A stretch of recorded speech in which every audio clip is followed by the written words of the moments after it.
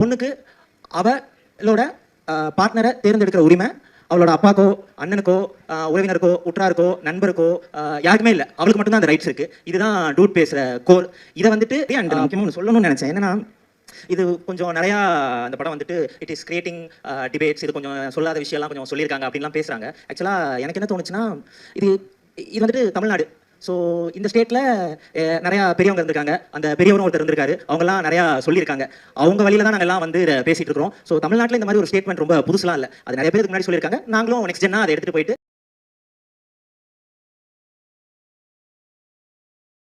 இதை பற்றி பேசவே கூடாதுன்னு தான் நினச்சேன்.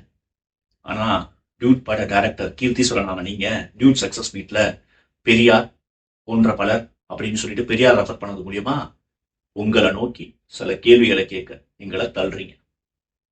ஒண்ணு, பெண் யார திருமணம் பண்ணிக்கணுன்ற முடிவை பெண் தான் எடுக்கணும். இதுதான் டியூட் படம் சொல்ல வர கருத்தா?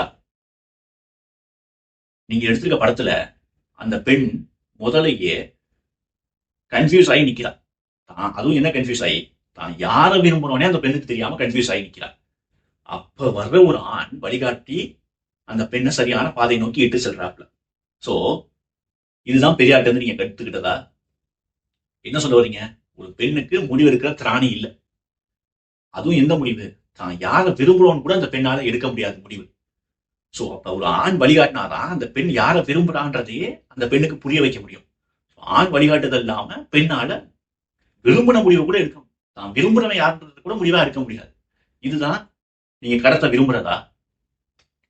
இப்படிதான் இந்த இளம் தலைமுறை பெண்கள் இருக்கிறாங்க நீங்க சொல்ல வரீங்களா? ரெண்டு,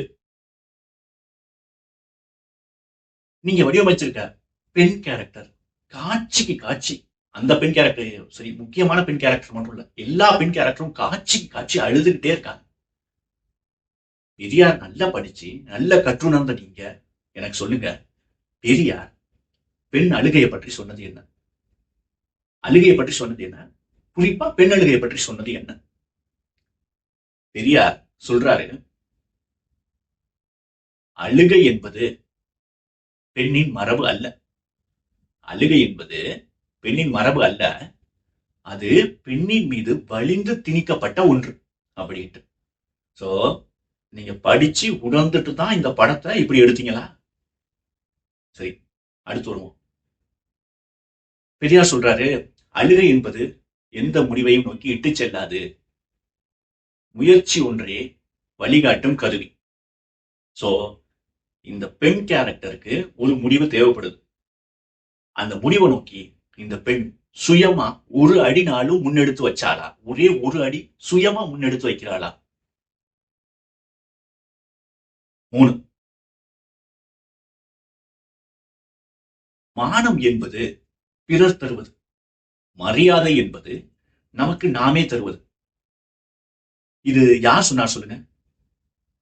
கரெக்ட், உங்களுக்கு நல்லாவே தெரிஞ்சிருக்கும். இதுவும் பெரியார் தான் சொன்னார். சோ மானத்தை ஒதுக்கி வச்சிருவோம், மரியாதைக்கு வருவோம். இந்த பெண்ணால தான் விரும்பினவன் யாருன்ற முடிவை எடுக்க முடியல, குழம்பி போய் நிக்கிறா. எடுக்க முடியலன்னா யாரும் போர்ஸா தடுக்கல, இப்ப குழம்பி போய் நிக்கிறா. இந்த பெண் அழுதுகிட்டே இருப்பா. இந்த பெண் தன்னோட முடிவை நோக்கி ஒரு முன்னெடுப்பு கூட எடுக்க மாட்டா.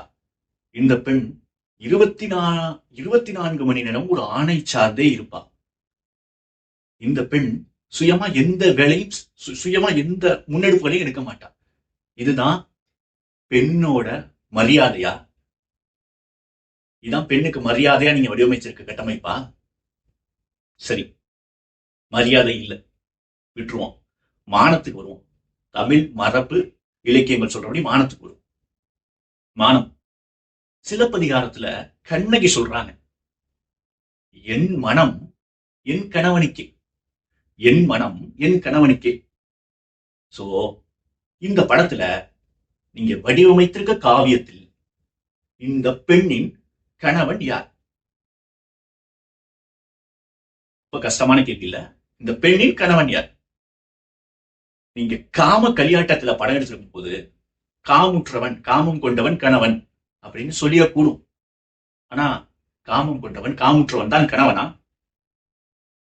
அதான் சரியான நெறிமுறையா? கடமையை செய்பவன் தான் கணவன். சோ இந்த பெண் கேரக்டர் நீங்க வடிவமைப்புல நீங்க காமுற்றவன் யார், கடமை செய்தவன் யார்? அப்ப இந்த பெண்ணின் கணவன் யார்? சோ பெண்ணுக்கு முடிவெடுக்க தெரியாது. பெண் ஆண் வழிகாட்டுதல் இல்லாம செயல்பட முடியாது.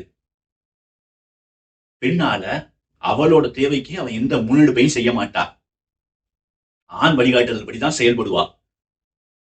சோ இதுதான் பெண்மையை நீங்க போற்றி புகழ்ற இடமா?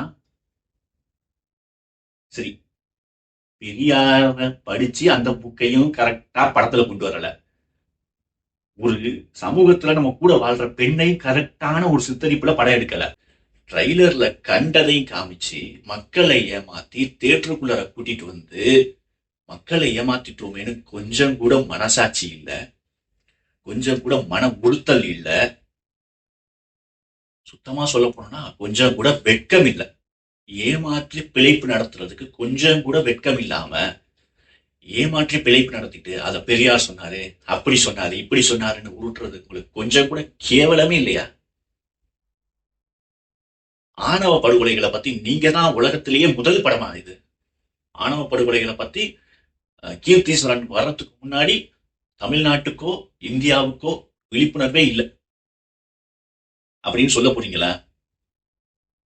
ஒரு அடல்ட் சீரீஸ்ல அடல்ட் வெப்சைட்ஸ்ல போட வேண்டிய ஒரு படத்தை எடுத்து ஒரு ஜனரஞ்சக படம் போல விளம்பரப்படுத்தி இந்த மக்களை பார்க்க வச்சு ஏமாத்திட்டோமே. நம்ம வளர்ந்த ஒரு சமூகத்தை இவ்வளவு பெரிய ஏமாற்றத்துக்கு உள்ளாக்கிட்டோமே அப்படின்னு கொஞ்சம் கூட குற்ற உணர்ச்சி இல்லாம சுத்தி சுத்தி பேசிட்டு இருக்கீங்க. ஆனா நீங்க எடுத்த படத்துல இருந்து ஒண்ணு நமக்கு தெரிஞ்சுக்க வேண்டியது என்னன்னா, ஜென்சியும் ஜென்செட் 2K கிட்ஸ் சொல்லப்படுறவங்க எல்லாத்தையும் ஏற்றுக்குவாங்க ஆமா அப்படின்னு கட்டமைச்சுக்கிட்டு இருக்கிறது பிம்பத்தை நீங்க வந்து உடைச்சிருக்கீங்க. உங்க படத்தை 2K கிட்ஸ், ஜென்சி, ஜென்செட் காரி உமிழ்வதை வலையொலிகள்ல நம்ம பார்க்க முடியுது. அது ரொம்ப நமக்கு ஒரு சந்தோஷத்தை தருது. இன்னும் இந்த சமூகம் ஒரு சரியான கட்டமைப்புல இருக்கு. ஆமா, உங்க மண்டையில உள்ள சாணியை நீங்க என்னதான் மத்தவங்க மண்டையில ஊத்த நினைச்சாலும் அத அவ்வளவு ஈஸியா மத்தவங்க அக்செப்ட் பண்ணிக்கிட்டு போறது இல்ல. நீங்க பெரியார் எத்தனை புக்க படிச்சாலும் அந்த பெரியாரோட முக்கியமான கருத்தான யார் சொன்னாலும் நானே சொன்னாலும் உனக்கு புரியலன்னா அதை அக்செப்ட் பண்ணிக்காத அப்படின்ற தத்துவத்தையே நீங்க உள்வாங்காம பெரியார படிச்சிருக்கீங்க அப்படின்றத உங்களை மாதிரி இல்லாம பாக்கி சமூகனாச்சும் எல்லாத்தையும் கரெக்டா அனாலிசிஸ் பண்ணி ஒரு புரிஞ்சுக்கிறாங்க அப்படின்னு நினைக்கும் போது ரொம்பவே பெருமையா இருக்கு. கீர்த்தீஸ்வரன், நீங்க வாழும் பெரியாரான நீங்க, வாழும் காரல் மார்க்ஸ் ஆன நீங்க, வாழும் சாக்ரட்டிஸ் ஆன நீங்க, வாழும் சீர்வேராவான நீங்க, இது மாதிரி அடுத்தடுத்து பல காவியங்கள் இது போன்ற பல காவியங்களை இந்த தமிழ் திரையுலகத்துக்கு கொடுக்கணும். அதை நம்ம ப்ளூ சட்டை அண்ணன், நம்ம சாட்டை அண்ணன், இது போன்றவர்கள் வெறும் ஆணவ படுகொலைன்னு சொல்லிட்டாங்க அப்படின்றதுக்காக போற்றி புகழணும். நீங்க காசு கொடுத்து போற்றி புகழ வச்சீங்களோ இல்ல சும்மா புகழ வச்சீங்களோ அவங்க போற்றி புகழணும். இந்த சமூகத்துல உங்களை மாதிரியான ஆட்களோட தேவை ரொம்பவே அதிகமா இருக்கு. உங்களோட இது மாதிரி காவிய படைப்புகளை நாங்க பார்த்து காத்துக்கிட்டு வேகமா அடுத்த படைப்புக்கு கொடுக்க உங்களை வேண்டி விரும்பி கேட்டுக்கிறேன். நன்றி.